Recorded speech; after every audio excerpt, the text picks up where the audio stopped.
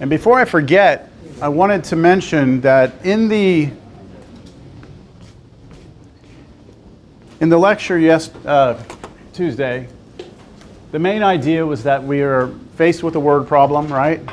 We want to try and somehow figure out this thing we call the objective function. Got to get this thing down to like one variable, get a domain, figure out if we're going to do closed interval method, open interval method, and then do all our calculus, determine max and min or whatever it is, right? But the key was that we had to get the thing down to one variable, a function of a single variable. And that's because calculus 1 is called calculus of a single variable, right? Cal 2, we do more stuff with functions that have one variable in them. But in Cal 3, we actually allow ourselves to have functions of multiple variables, which is why it's called multivariable calculus.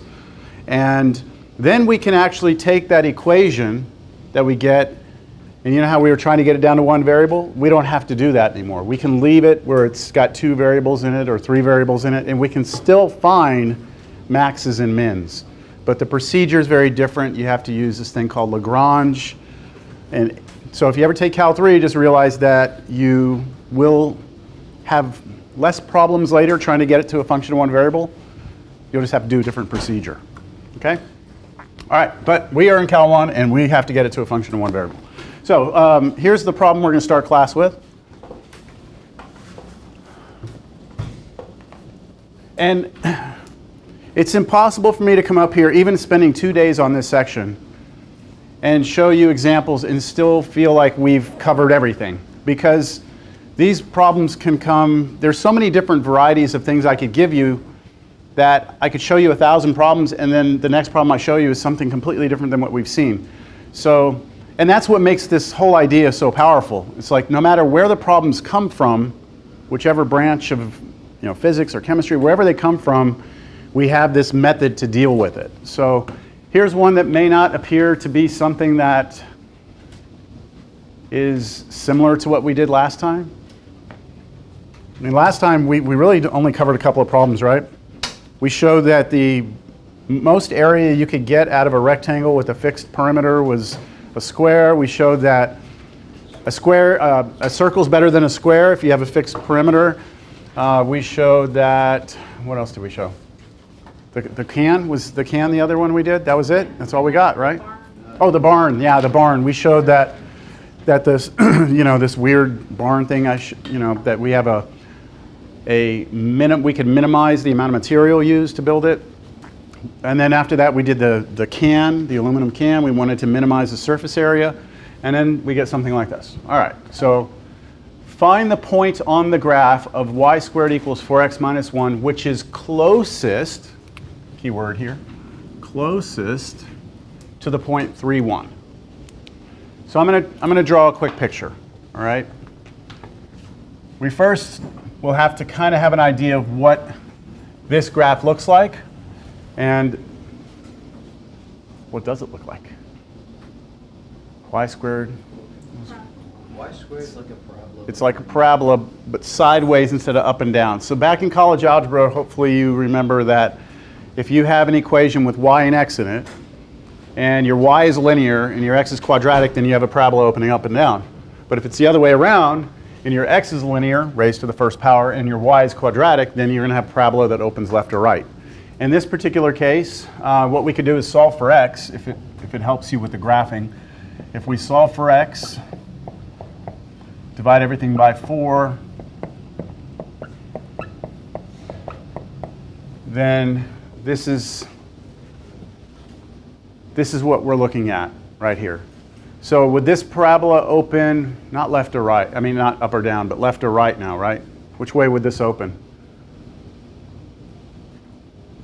So it has a positive coefficient, right? So that means it's going to open up out to the right. If this were negative, then we go to the left. So it opens to the right, and then what does this mean? Plus 1/4.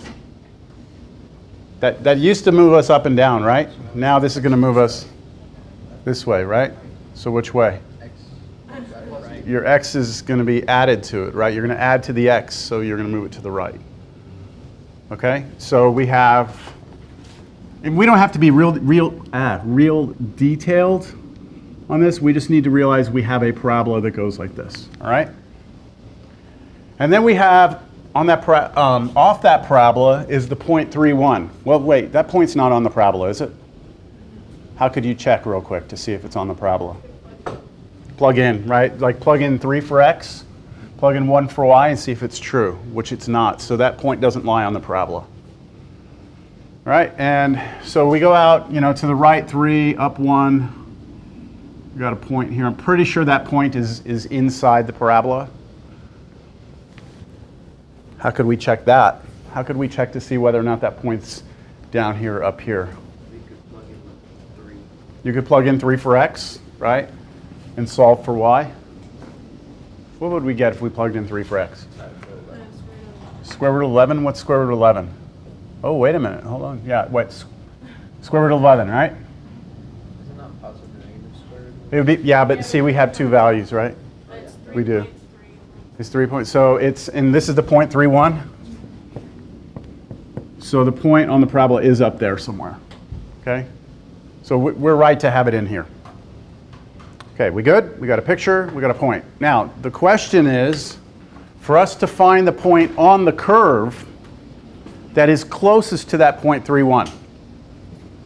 The point that's closest. So is it obvious to you that it is not the point directly above it? Let me kind of zoom in on this. We have a point, right? And we have a parabola that's going by like this, right? The point that is going to be closest to this point is not the one that's straight up, because I would argue that this point right here is a little closer. Would you agree?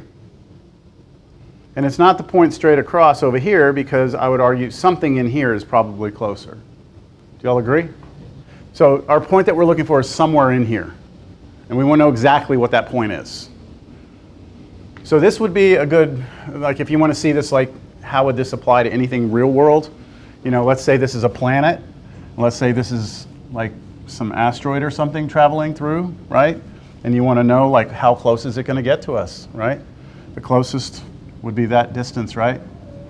So, but we're going to stick to a parabola and a point. It's just a little easier to work with right now, all right?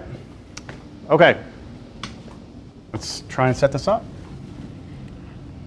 So what do we need now?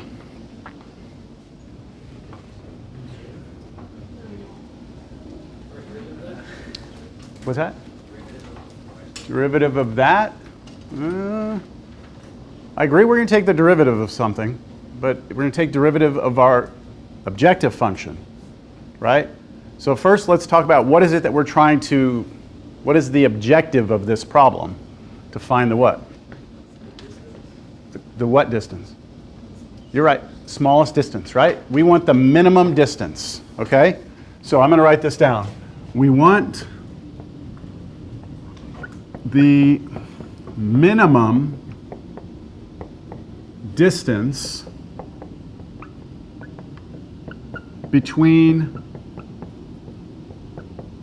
the curve, I'm not going to write out what it is, that curve, and the point 3,1, right? That's what we want. We want to find the minimum distance between the curve and the point, which means I need a distance function. I need a function which gives me the distance between the curve and the point, and it needs to be a function of one variable. That's what we need. So let's just start out talking about the distance, all right? Just the distance first. What is the distance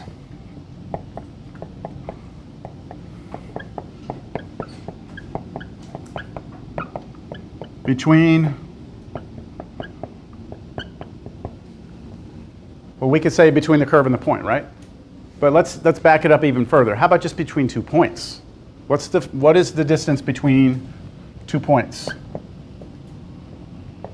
So if I give you 2 points, right? Do we have a way of finding the distance between the 2 points? There is a distance formula, right? There is a distance formula that you learn in college algebra. If you don't remember it, you can create it just by thinking about it. If I have 2 points sitting on a sheet of paper, and I've got x1, y1, and I have x2, y2, right? 2 points. then to find the distance between them means I need to find that distance right there.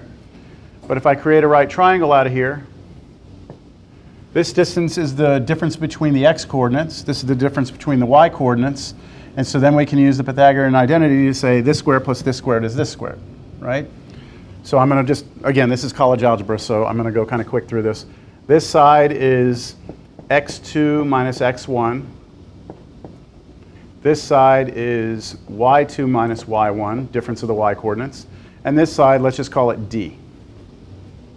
Then by the Pythagorean, I know that a squared plus b squared equals c squared, right? So I know this side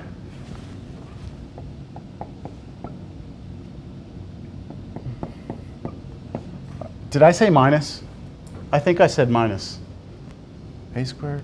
I don't know. Oh, who knows? Who cares? It's not minus, it's plus, right? This squared plus this squared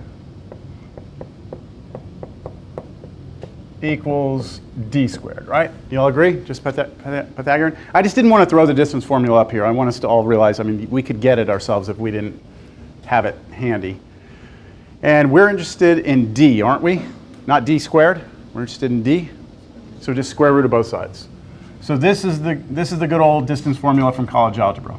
If you're given 2 points on a flat sheet of paper, then the distance between the 2 points is the difference of the x coordinate squared plus the difference of the y coordinate squared, and then you take the square root of that answer, and that's the distance, right?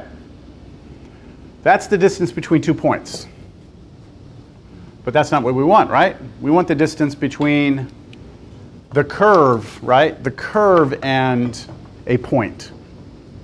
Well, if we are going to go and say that somewhere on this curve is the closest point, right? Somewhere. I'm just going to label a point here just arbitrarily. There it is. There is a point, right? Now that point has an x and a y coordinate, doesn't it? Here's what I can tell you about that point. Since it's on the curve, and I have this equation for it that I erased, which said 1/4 y squared plus a 4th equals x, right? That was my equation for the curve. This tells me exactly what the x value is of that point with respect to y. So if you give me y, I'm going to be able to give you x, right?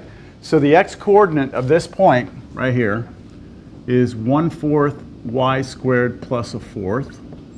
And then what's the y coordinate?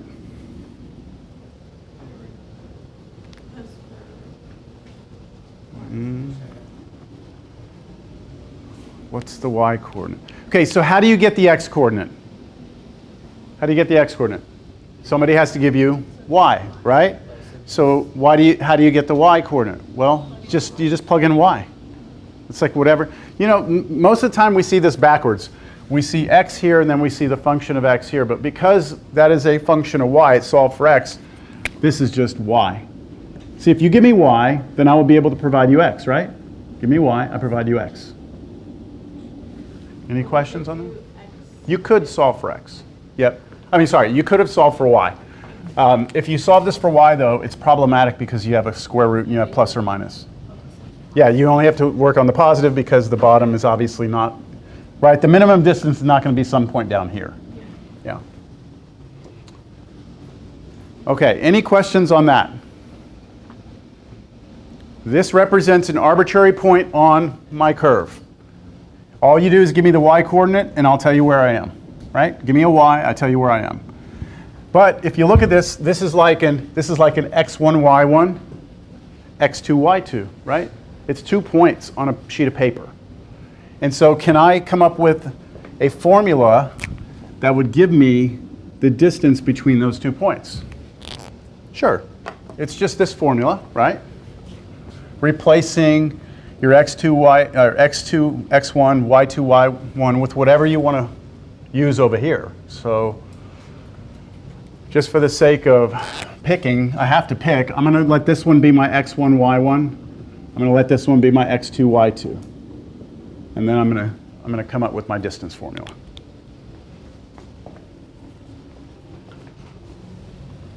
Are there any questions before I keep going? Because this is all going to start getting erased and We're trying to find the distance between 2 points, right? Now we're actually going to find a formula that's going to give us the distance between the point that we have and a point on the curve. An arbitrary point, right? That point's going to be completely arbitrary. So here it is. The distance will be equal to the square root of, okay, x2 minus x1, right? x2 minus x1. And then that quantity squared. So that'll be 1/4 y squared plus a fourth minus 3, that quantity squared, plus now the difference of the y coordinates, y2 minus y1, which is just y minus 1 squared.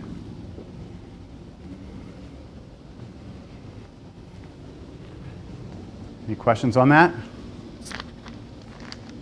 you just leave it like that, or would you want to try to put it together as a common denominator? Like try and like square things, and I mean I'd probably put this together, but I'll do that on the next step, on the next line maybe.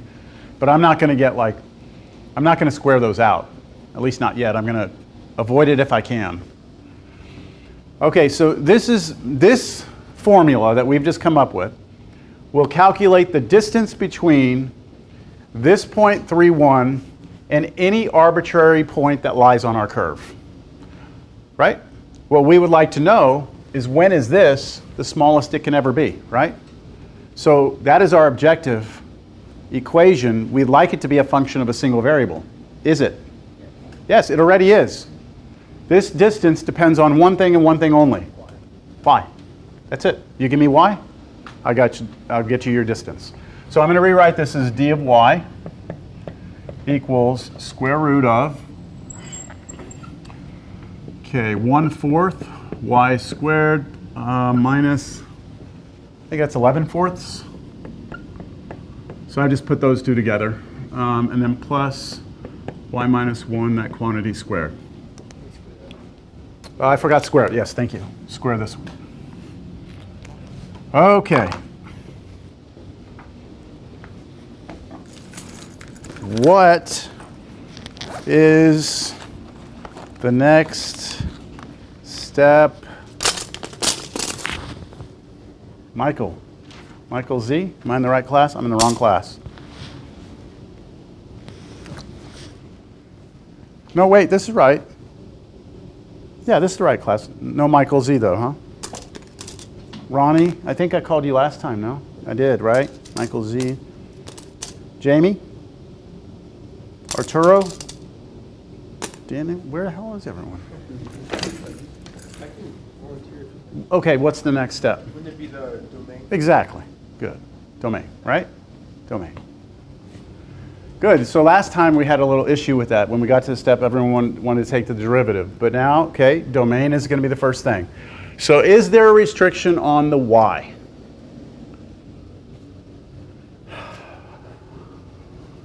What do y'all think? This can't be negative under the derivative. With it squared, so there's no. The y is the y coordinate of that point, right? Is there any restriction? If you're on this curve, is there any restriction on y? Can y be 1,000,000? Yes. Now, would you be like way over there somewhere? Yes? Could y be negative 1,000,000? And you'd be way over there, right? So technically speaking, you can't restrict y. It can go anywhere between negative infinity and infinity. Would you all agree with that? But we're human, right? Like we can think a little bit. Like we realize we said earlier, the closest point is going to be somewhere like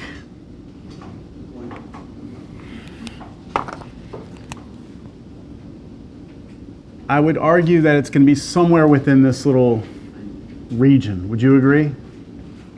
Do you all agree with that? Like it's not going to be over here somewhere, it's not going to be down here. So if we just restrict ourselves between here and here, I know that the minimum distance is somewhere in there. And what is the y value when we're here? It's 1 because it's the same as our point, right? So we could restrict it between 1 and then what would be a point up here? Didn't we calculate that earlier? Was that root 11? That was root 11, right? Root 11 is kind of an ugly number. So yeah, why don't we use something else, like 4 or something bigger than root 11. So we're going to be looking like somewhere out here, but who cares? As long as we don't go to infinity. We'll just go to 4. Does that make sense, everyone?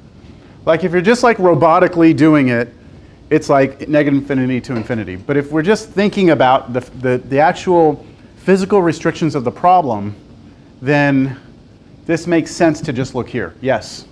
So you could approach it from either an open interval method? You could if you want. So this is easier?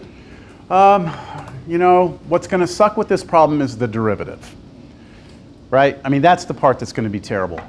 I think if you did closed interval method or open interval method, that part of it is going to be, I think, equally challenging, but it's the derivative that's going to be the bad part. But you're only getting the derivative of what's inside the radicand. Of what's inside here? Yeah. Why? That's what it said in the video. You're getting ahead of me, yes. So, I'm going to reveal that in a little while. Yes. Okay. So, are we okay with this? All right. So we want to try and take the minimum of this, and then we've got a closed interval. So now we just need critical numbers. So we need to take the derivative of that ugly thing and set it equal to 0, right? Okay. So that's what I'm going to do, and I think I'm going to just have to just make a little room here for this derivative. All right, here comes the derivative. The derivative of this thing is, well, you have a square root, right? And derivative square root of something is always 1 over 2 times root of that something. So I'm just going to write 1 over 2 times root, and I always like to use junk, okay? Junk is my way of not having to rewrite all of that stuff again, okay? So that's 1 over, and this is what my professor did, so I'm not just like, my professor did this also, so it's not widely accepted, but at least accepted by the person I learned from. So 1 over 2 root junk, right? And then finish it off, you gotta go inside and take derivative of what's in here. So now this is times, and just be real careful because whatever happens now is multiplied times this, right? So I'll just put a bit of a bracket here. Okay, let's take derivative of what's inside. So I've got addition, I can do these separately, right? This is going to require chain rule because I've got squared. So 2 comes out, 2, and then I have the 1/4 y squared minus 11/4 raised to the first power times the derivative of what's inside. What's the derivative of what's in here? Yeah, the 2 comes out, that becomes a 1/2 y, and then derivative of that 0. So all we have here is 1/2 y. Everyone good with that being the derivative of the first part? And now plus the derivative of the second part, which just turns out to be 2 times y minus 1. 2 comes out, derivative of the, 2 comes out, this to the first power, derivative of the inside, which is just 1. And yeah, it's not that bad. So this 2 and this half cancel. All right. And I think we can clean that up a little bit. So here's what we've got. We've got 1/4 y cubed, and then I've got minus 11/4 y, and then plus 2y, and then minus 2, all over, 2 times root junk. All right, what do y'all think?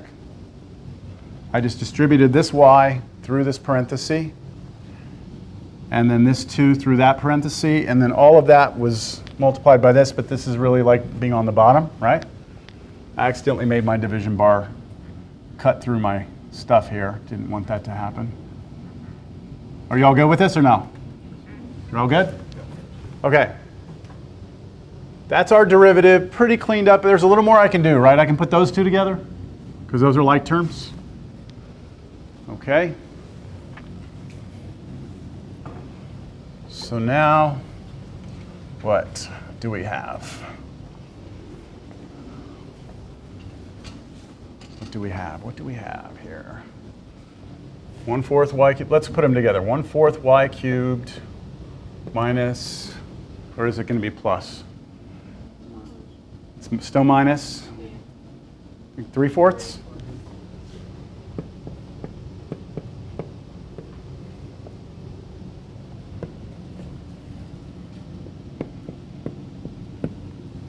There it is. There's our derivative. It's not terrible, but it's not nice either, is it? It's not terrible. You could put the 2 in there. You could do that. I'm just going to leave it because my next thought is I need to just set this thing equal to 0, which means I only need to look at the top, right? So I just need to now figure out when is the derivative of this equal to 0, which means when is 1/4 y cubed minus 3/4 y minus 2 equal, minus 2? Why did I write 8? I'm not sure. Well, I know why I wrote 8, but see, I'm getting ahead of myself here. 2 equals 0, right? Unfortunately, that is not a quadratic. Sure wish it was, because then I could use quadratic formula, right? It's cubic. So let me just try one more thing. Let me just multiply through by 4 to get rid of the fractions. So we get y cubed minus 3y minus 8. That's where that 8 was coming from on the previous line. There it is. We need to solve that equation. And do we have a method for that? Pardon? I didn't know where that came from. Only from these two though, right? So we couldn't move the 8 over and then factor because that would be violating the 0 factor property. This has to be 0. And so this 8 is going to cause a huge problem for us. This minus 8. So do we have any methods for this? I mean, if it's quadratic, we have a method, right? But what if it's cubic like this? Do I remember anything from college algebra? Division? Like a synthetic division type thing? Something called the rational zero test? Yeah, Math 14. I don't think it's going to work though. The rational zero test, as nice as it is in college algebra, it only gives you solutions if the solutions are fractions, like rational numbers. If the answer to this is an irrational number, do you remember my story about the sky and the stars? Okay, there's a bunch of darkness out there, and that's the irrational. The stars are the fractions. The only way that the rational zero test works is if your answers are rational. It has to be a star. Most of the time, polynomials in general are going to have non-fraction answers. So we don't have a method for this now. I haven't tried. Let's try the rational zero test just to say we did it. Pretty sure it's not going to work. Let's see if we remember what it is. It's been so long, right? You're supposed to somehow like put this in descending order. Then you look at the leading coefficient here and the constant. And then what you do is you write down all the factors of 8, plus and minus. So you do something like this. You go like plus or minus 1, plus or minus 2, plus or minus 4, and plus or minus 8. Those are all the factors of 8. And then you divide that by all the factors of this number, which are plus or minus 1. And that generates a list. Does this look at all familiar to you? Yeah. Okay, so now you get this list of, and what the list is like every one of these over every one of these. Unfortunately, it's 1 down here, because if it was more than 1, then we'd have this big list. So then we come up with this list, right? And then what we do is we start setting up synthetic division, and we do something like this. Yeah, we try every one of them, right? So we first have to write the coefficients of this in our synthetic. We start out with 1, and then what do we do next? 0, because we don't have a squared, and then minus 3, and then negative 8, and then we start with 1. And then if 1 doesn't, well, let's see, what do we mean by work here? Put a 1 here, then you drop the 1, multiply 1 times 1 is 1, add down 1, 1 times 1 is 1, add down negative 2, multiply negative 2, add down, you get negative 10. And what are we looking for? 0. We're looking for that to be a 0. So since that didn't work, we try negative 1. Then you try 2, and then that didn't work, negative 2, and then 3, and negative. Has anyone tried this? Doesn't work? I don't think it works. So, yeah. Oh, well, I guess we can't figure it out then. So what I'm going to do now is I'm going to go to the computer and have it give us the answer. And I know that's cheating, all right? But at the end of class, I'm going to show you a way to get this answer without the computer. Kind of. kind of. But what I'm about to do on the computer, the way the computer gets the answer is what I'm going to show you. I'm going to show you how the computer gets this answer, okay? So let's go to the computer and do it. And where am I going to go? There's so many options nowadays. I have to go back to the Grandmaster, Wolfram Alpha. Solve. I'll use y's. Y cubed minus 3y minus 8 equals 0. Oh wow, it gave us this nice, wow. That's really cool. You know how the computer did this right there? That answer is coming from the cubic formula. You know how there's a quadratic formula? There's a cubic formula also, and most people don't see the cubic formula, but that's using the cubic formula. That's the answer. But we want let's just do the decimal answer. So 2.4920. 2.4920. Does everyone understand I am submitting to this equation using the computer to get the answer? Okay. I would not obviously give you a problem like that on a test, right? I wouldn't ask you to solve something you can't solve, but we have our solution. So y equals 2.4920.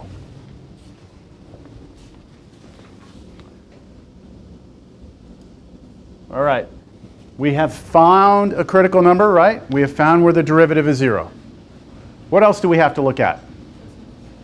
Where it doesn't exist.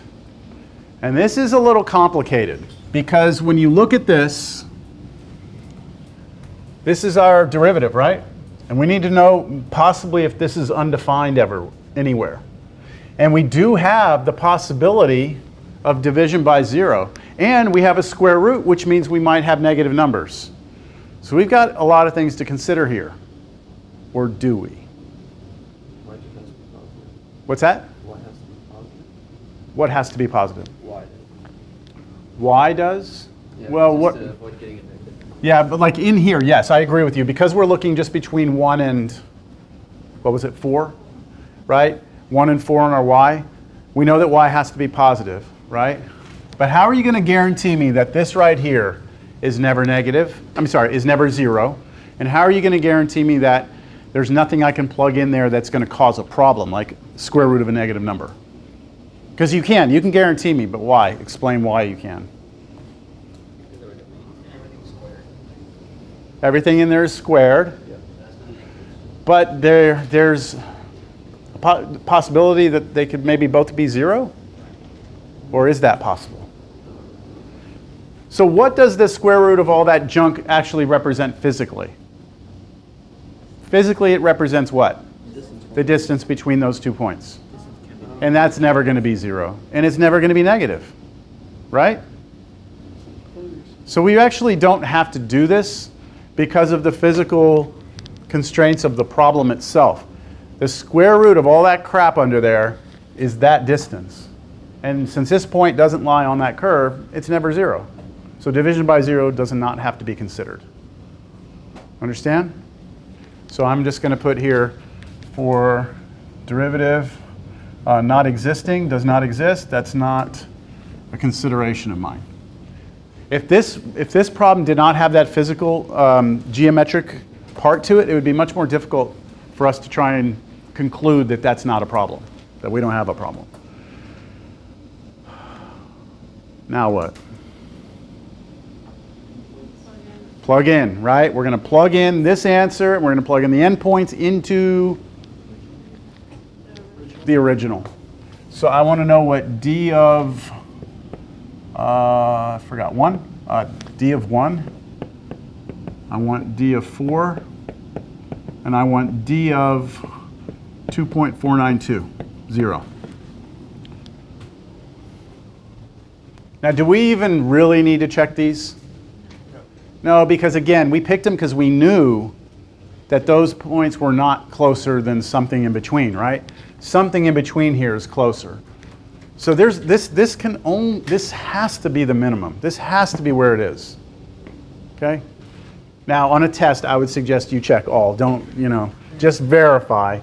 But let's go ahead and figure out what that is. So we're going to try and plug that into the formula, which was, it was 1/4, remind me, 1/4, then there's like 2.490 squared, 1/4 y squared, plus, but then minus 3, right? So we had minus 11/4, and then we were squaring that, and then plus, and then it was just y minus 1, and then, but, oh, sorry, I have to replace that y.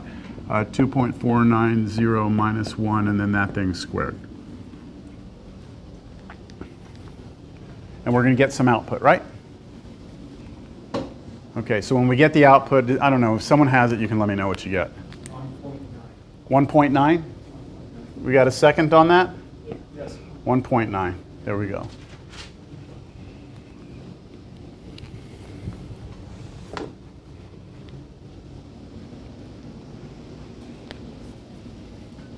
All right.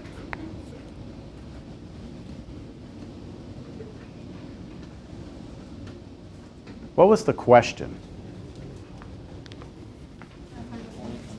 Okay, so it's asking for us to find the point on the graph, which is closest to the point 3, 1.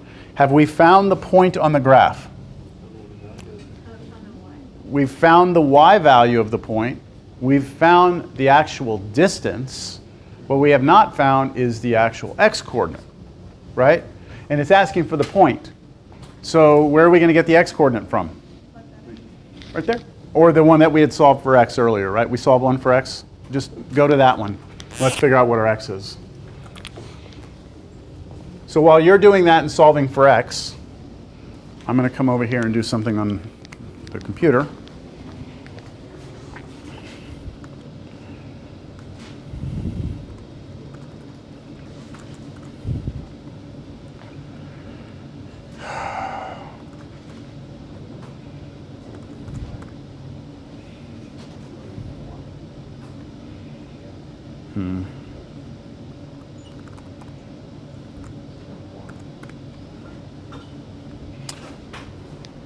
You know what? I'll use the other graphing software.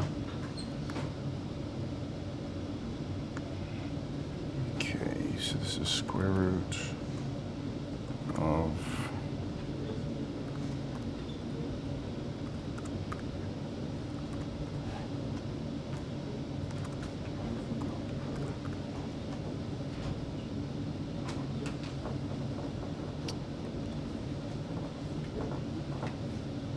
not sure how this is going to work out. What did y'all get for x? 1.8?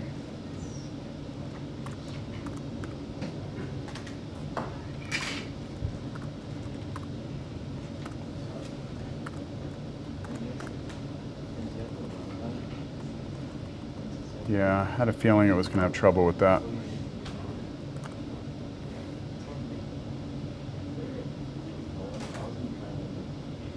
Whoa. What was the original function? Sorry, the original distance function was what? 1/4 x squared, or 1/4 y squared, square root of 1/4 y squared.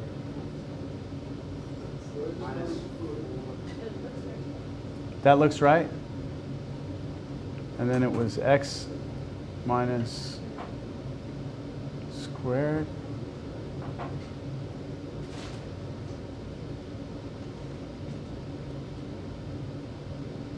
Okay, yeah. I think we're good. Let me see.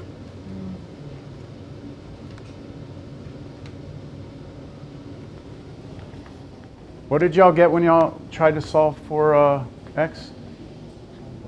What did you say, 1.9? 1.8? Okay, so we have some rounding errors here, all right? So what's deceiving about this is that this is backwards.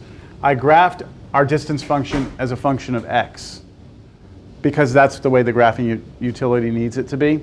So the actual x and y coordinates here are backwards. Okay, so like what we found y was 2.492. It's actually 2.492 and then some more stuff. And then when you go back and solve for x, you should get this. Okay?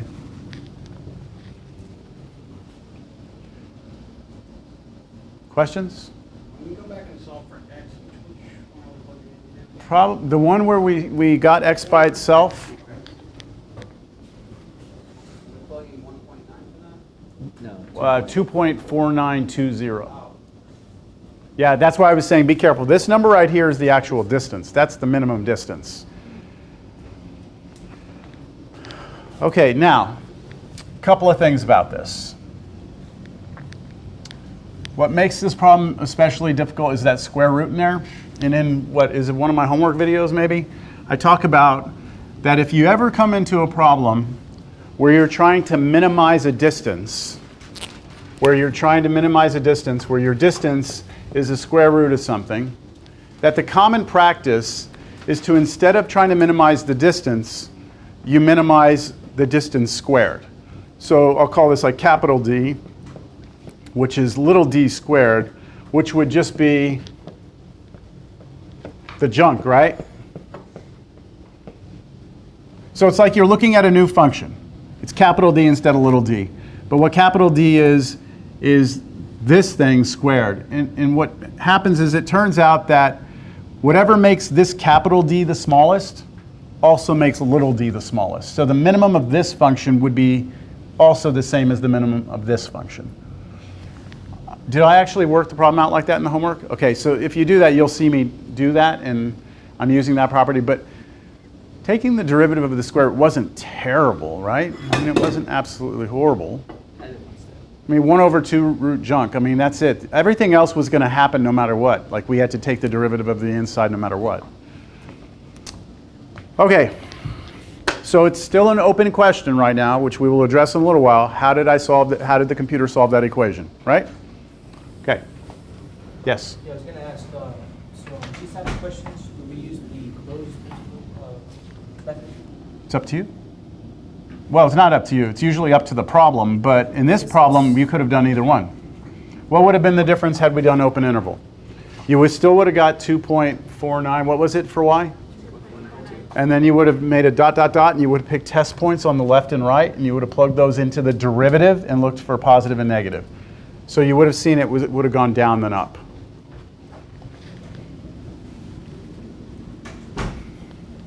Okay, so that problem was a little bit different, yeah? You're getting what?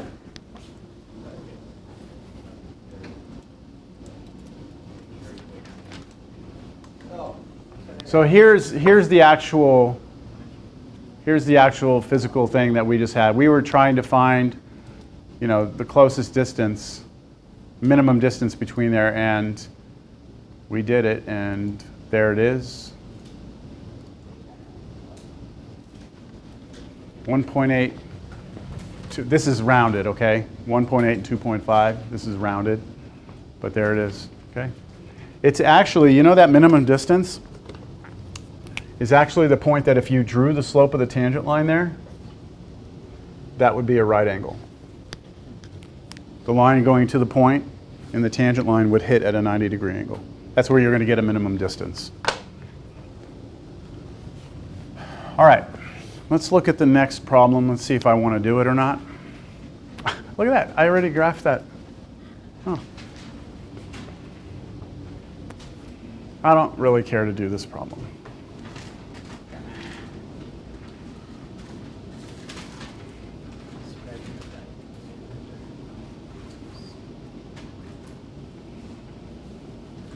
All right, yeah, we should see this. We should see this. As a Calculus 1 student, you should see this problem. This drove me insane as a Cal 1 student. But I also didn't have the technology we have today to kind of visualize things. So we've got a sphere, right? And that sphere has a fixed radius. Okay, so imagine, let's just fix the radius. We have a sphere. What did you say? Radius what? Did you give me a number? 10? Okay.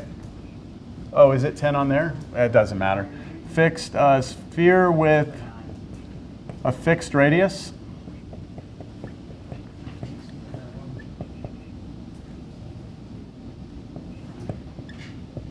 Of 10. 10 meters, 10 feet, doesn't matter. That's irrelevant. Okay, so we got this sphere, has a fixed radius of 10.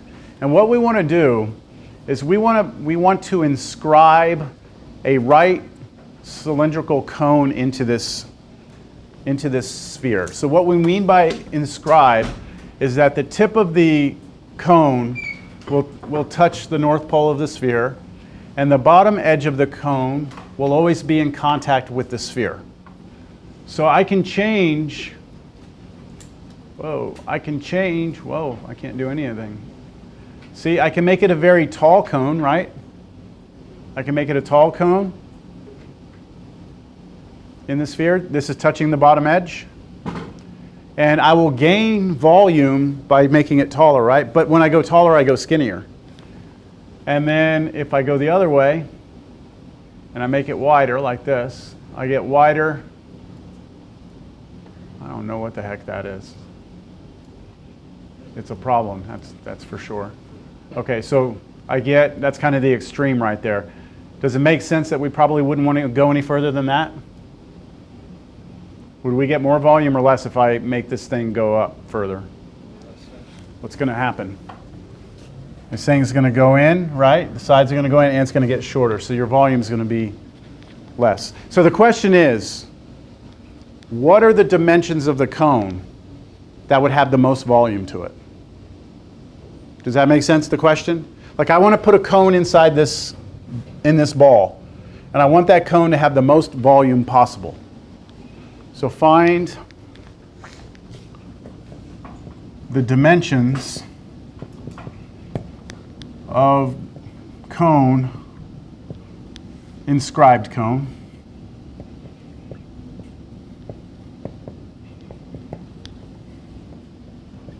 with maximum volume.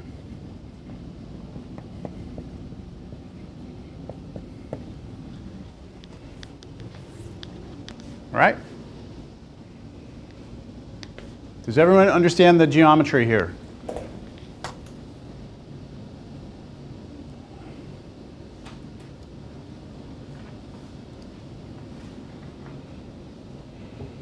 basically, what a larger, much larger cone is at y-axis there. This must always touch the sphere. Right, you're saying that basically we're saying like your y-axis of that must be sitting at 0. The y-axis of this, Whatever that is. Basically, it's let me turn it, let's look at it this way, from the bottom. I don't know. The center of that is down.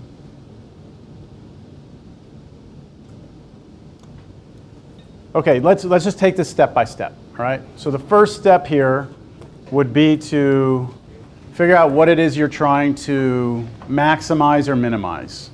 In this case, we're trying to find what?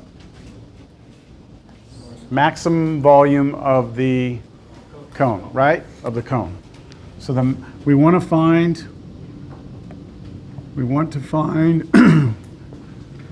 the maximum volume possible out of that cone, right? I want to make sure I'm being specific about the cone because I don't want us to mix up the cone and the sphere. The sphere has a fixed volume, right? The sphere's not going to move. The cone can be reshaped, but the sphere doesn't move. So we want to find the max volume of that cone. All right, so why don't we start out with any formulas we know that give you the volume of a cone, just in general. So if you're ever given a cone, according to your formula sheets, you would need to know both the radius and the height. And if you know the radius and the height of a cone, the volume is 1/3 pi r squared h. That's on your formula sheets.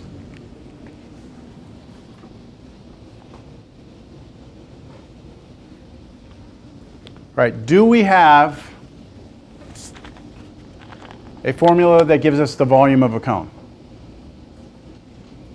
Is that a formula that gives you the volume of a cone? Yes. Do we have it in terms of a single variable? We don't. We have it in terms of r and h. That's all we have it in terms of. We need to get it in terms of either r or h, our choice. So how are we going to do that? I mean, because r and h are not really related to one another. Like I can change r, I can change h, and but there's no connection to them yet. We have to realize there is actually a connection, but how are we going to get that connection? Isn't the radius of that cone going to be the same radius of the sphere? Is the radius of the cone the same as the radius of the sphere? Like you're trying to Is find it? the max volume, right?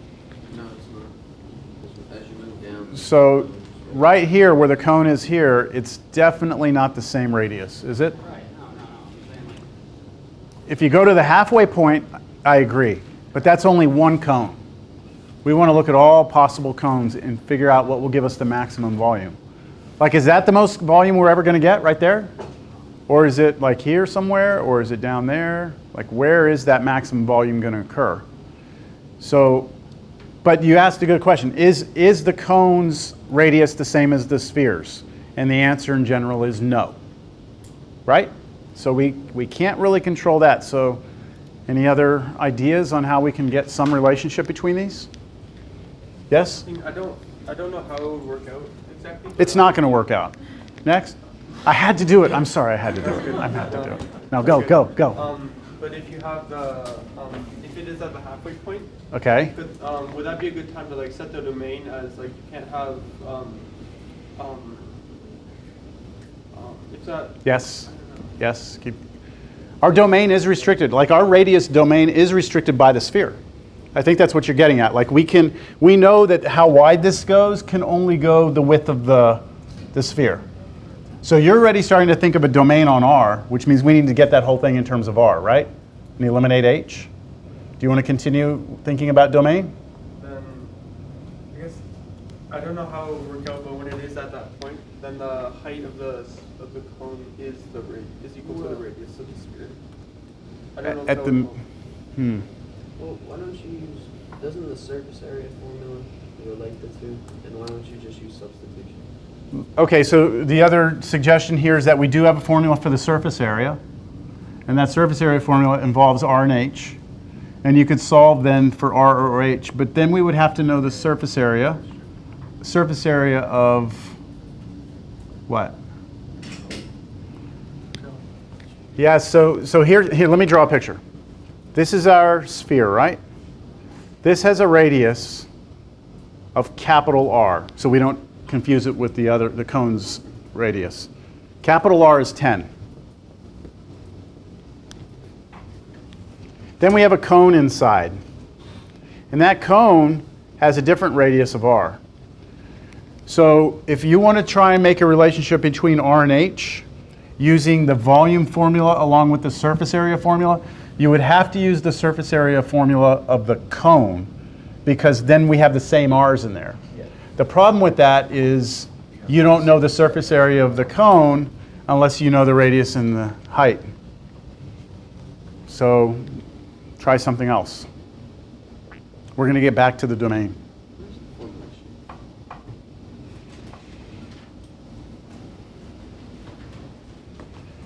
Did I ever show you all that sword? There's not a sword in this room? Didn't we have a sword in here at one point? I never used a sword in this class. Cut in half thing? Cut the cone in half. Where I cut everything in half? That's not cheating. Okay, so here's a cross section right down the middle of the picture we have, right? We've got this, and then inside of this we've got our cone. And our cone is going to be like this. We don't know where it is, right? We just know it goes something like this.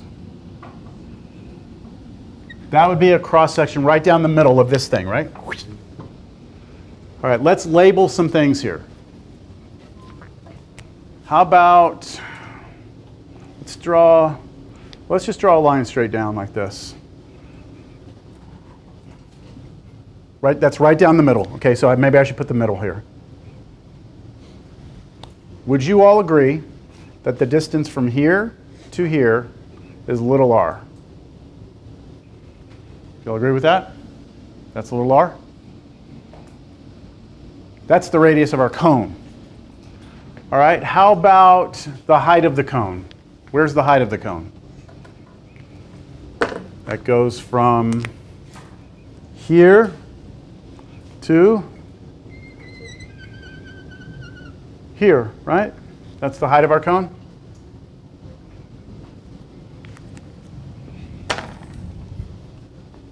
Yeah, whatever. Al, is that a green marker down back there? Will you chunk that? Just throw it, Al. Let's see. Oh, try again. This is a bad throw. No, I'm just kidding. Okay. Now, what do you think? Think it works? It looks good. Yeah, that's better. Okay. Okay. So we have this picture, right? Okay, big deal. How does that help? Is there anything else in that picture we know? Where? From here to here is 10, right? Okay, so I know that. So I'm going to label from here, let's see, I don't want to use this color. Let's use this red one. From here to here is 10. Okay, we're getting there.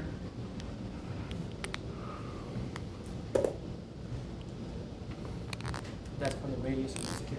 That's from this, yes, because doesn't that go from the center to the outer edge of the sphere? Yes? Oh, I see. From the center to the corner of the R, corner of the tangent. Right there. This is the one, this is right here. This one right here is important. Because what's that? That's also 10. That's a radius of the big sphere, isn't it?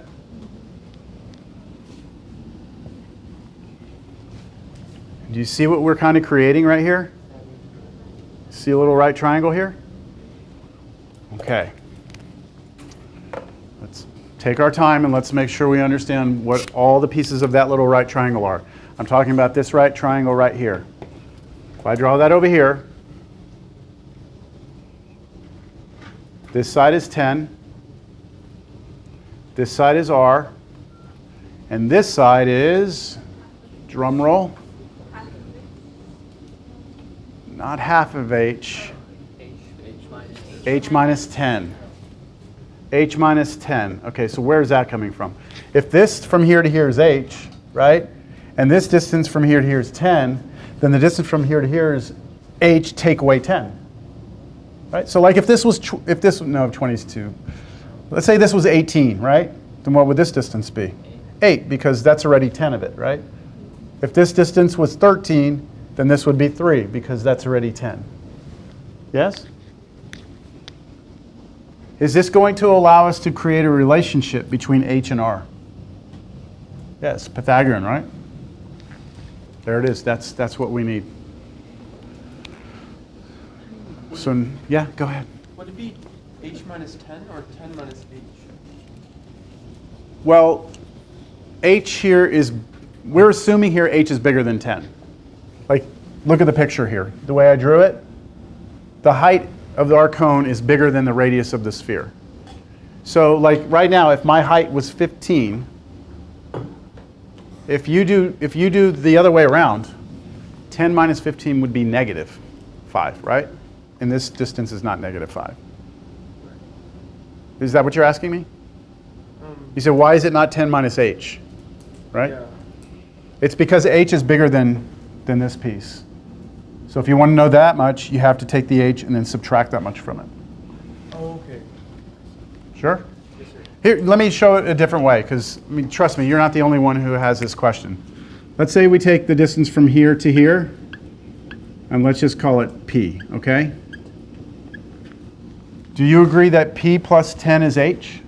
That if I take that distance P, I add that distance 10, then I will get H?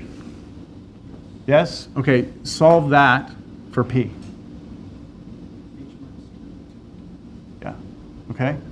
Yes, sir. Thank you. No problem. All right, so we have our relationship. Let's create the Pythagorean, and then we'll come back in and we'll plug it in, substitute, and we'll have everything in terms of a single variable. And then we'll talk domain, all right? The reason why this is kind of a classic calculus problem is because of that little picture I just drew.